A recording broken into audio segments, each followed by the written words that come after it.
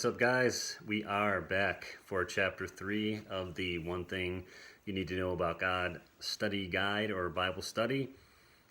Thanks for stopping by. So, this week we finally get to the one thing. The first chapter was called The First Thing, the second was The Only Thing, and now we're talking about the one thing. So, what is the one thing? Drum roll, please. First, let me talk about the question that we talked about in first chapter that kind of leads to the one thing, and that is, from Gary Keller's book. He said, "What's the one thing I can do such that by doing it, everything else will be easier or unnecessary?" And that's the question. When I read that, it kind of sparked my thoughts for this book because I was just thinking, like, man, this can be applied to the church and to Christianity. And it's really, people that know me and have followed me through the years, they know it's really the only thing that I talk about. Anyway, so, it fit in beautifully, and I just felt like it was really a God thing. And the light kind of went off for me. And that's what kind of led to this whole book being wrote. So, again, what is the one thing that I can do such that by doing it, everything else will be easier or unnecessary? And so that would be, knowing God's character. Okay, that is the one thing. Okay, I know that might be anticlimactic for some of you, but just understand that the character of God is a complex thing, and it's embodied in Jesus. Okay, and so that's what a lot of the rest of this book will be about. The whole part 2 of the book is God's character, and I'm talking about that.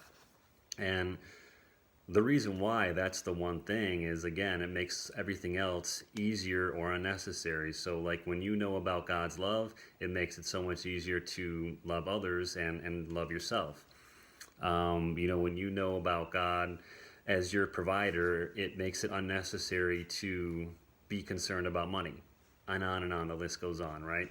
So that's like the first domino, where if you can kind of knock that thing down, not that you can ever know it completely, but if you can be rooted in that, and that's your foundation, that's the one domino that can really set everything else going and, really, like I said, be the foundation of your Christian life. So, the biblical example is Mary and Martha. That's a story a lot of people know. It's very, very simple, very short one. But again, Jesus flat out says there, the one thing that you should be concerned with is sitting at his feet. And Mary has found that. You would think that it would be more of an emphasis and you'd hear more about it in the church. But anyways, that's the one thing. Jesus flat out says that to sit at his feet. Why? Because, when you do that, you'll learn of him, and you'll know of his character, and you'll know of him, and it'll lead to relationship with him. Okay? So, and the other thing that I talked about in that story is that Martha is not just like some evil person. She was just distracted. She felt that she needed to be doing all of those things, in order to whatever it was that she wanted to have life or be doing the right thing. And how many times do we do that, and myself included, where we're running around thinking that we need to be doing all these other things when it's really simple. We just need to be sitting at his feet. Amen? So, good reminder there, but also, the basis and the theme of this book. Okay? Another quote that I mentioned in this chapter from Gary was, success is about doing the right thing, not about doing everything right. So again, it's a business concept, but it can be applied to the church in that, we just need to be focused on doing this one thing right, as opposed to all these other things. I feel like a lot of times the church gets distracted with talking about finances, talking about marriage, talking about evangelism, all these other things. Again, not that there's anything wrong with those things, but I'm just telling you, man, if you're a church leader, you're a pastor, and you have a passion for those things and you want to talk about those things, then start a group outside the church, and you can get together with those other people who are also passionate about those things, and you guys can have a group and you guys can talk about it there. But in the church setting, people should be hearing a consistent message about Jesus every week, and a message that applies to all. I can't even tell you how many times, in my experience, I'm a single guy. Well, I mean, I've been a single Christian guy for a long time.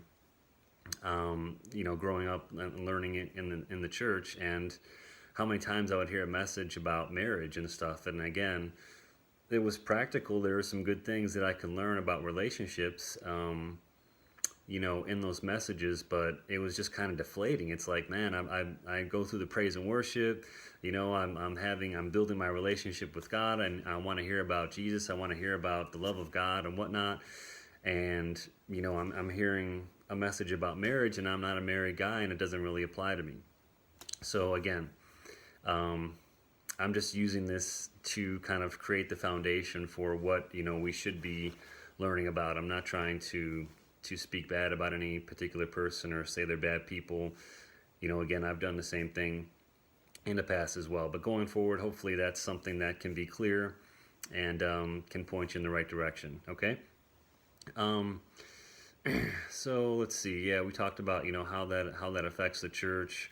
And kind of, it's not about being busy, but being productive. Okay, so that's kind of the last thing that I would say in this chapter is, again, we don't need to concern ourselves with being busy and all that stuff. I mean, that'll come, but being productive in a spiritual sense is learning about, God through Jesus. And that's kind of, again, the one thing that we need to be focused on. And if we're focused on that and we're just consistent with that, all the rest of those things will come as a result of that. All the rest of these things will be easier or unnecessary. Amen? All right. So, guys, I hope that will bless you. I hope you guys get some stuff out of this message, and then also the study with the questions and the scriptures as well. So let me know if you have any questions. Thanks for stopping by.